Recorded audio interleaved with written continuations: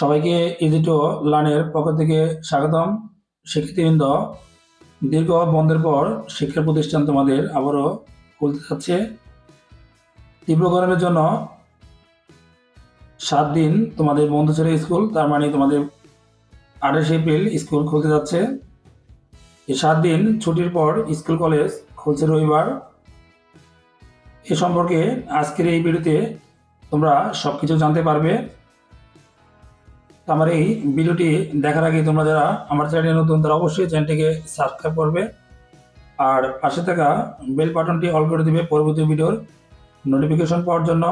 আর আগে যারা চ্যানেলটিকে সাবস্ক্রাইব করেছ তাদেরকে অসংখ্য ধন্যবাদ। তো চলো আজকের ভিডিওতে তোমাদের জন্য যেসব কথাবার্তা থাকছে সেগুলো দেখে নাও।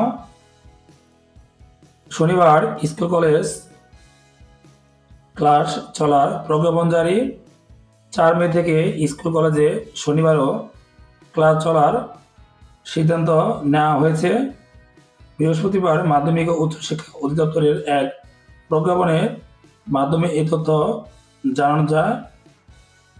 দেখো, শ্রেণী কার্যক্রম তোমাদের এই গরমের জন্য হোক বা অন্য কোনো কারণে হোক, যতটুকু তোমাদের সমস্যা হয়েছে সেটুকু পুষিয়ে দেওয়ার জন্য শনিবার তোমাদের ক্লাস করতে হবে।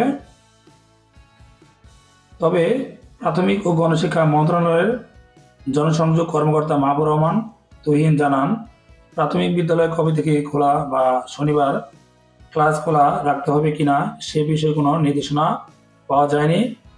দেশের বর্তমান তাপমাত্রা সর্বোচ্চ তাপমাত্রা নয়, তাছাড়া দেশের সব অঞ্চলে বর্তমান তাপমাত্রা সমান নয় বিধায় আগামী রোববার 28 এপ্রিল শিক্ষা প্রতিষ্ঠান খুলে দেওয়ার জন্য সব রকমের প্রস্তুতি গ্রহণ করা হয়েছে। এ সময় শিক্ষার্থীদের শ্রেণীকক্ষের বাইরে কোনো কার্যক্রম থেকে বিরত রাখতে হবে। পরবর্তী নির্দেশনা না দেওয়া পর্যন্ত অ্যাসেম্বলি বন্ধ থাকবে। মন্ত্রণালয় জানান, 20 এপ্রিল চলমান তাপদাহের শিশু শিক্ষার্থীদের স্বাস্থ্য ও সুরক্ষা বিবেচনায় মাধ্যমিক ও উচ্চ মাধ্যমিক শিক্ষা প্রতিষ্ঠানের 7 দিনের ছুটি ঘোষণা করা হয়। এদিকে সারা দেশে চলছে তীব্র তাপপ্রবাহ। এর মধ্যে আরও 3 দিন হিট অ্যালার্টের মেয়াদ ফের বাড়িয়েছে আবহাওয়া অফিস। আবহাওয়া অফিস জানিয়েছে 15 এপ্রিল মাস জুড়ে তাপপ্রবাহ কমার কোনো সম্ভাবনা নেই। শিক্ষার সব খবর সবার আগে জানতে ইজি টু লার্ন ইউটিউব চ্যানেলের সাথেই থাকুন। ভিডিওগুলো মিস করতে না চাইলে এখনই easy to learn YouTube channel subscribe করুন এবং বেল বাটন ক্লিক করুন। বেল বাটন ক্লিক করার ফলে আপনার স্মার্টফোন বা কম্পিউটারে স্বয়ংক্রিয়ভাবে ভিডিওগুলোর নোটিফিকেশন সবার আগে পৌঁছে যাবে। আজকের আলোচনা এই পর্যন্তই। পরবর্তীতে নতুন কোনো ভিডিও নিয়ে তোমাদের সামনে আবারও উপস্থিত হব। সবাই ভালো থেকো, সুস্থ থেকো। আল্লাহ হাফেজ।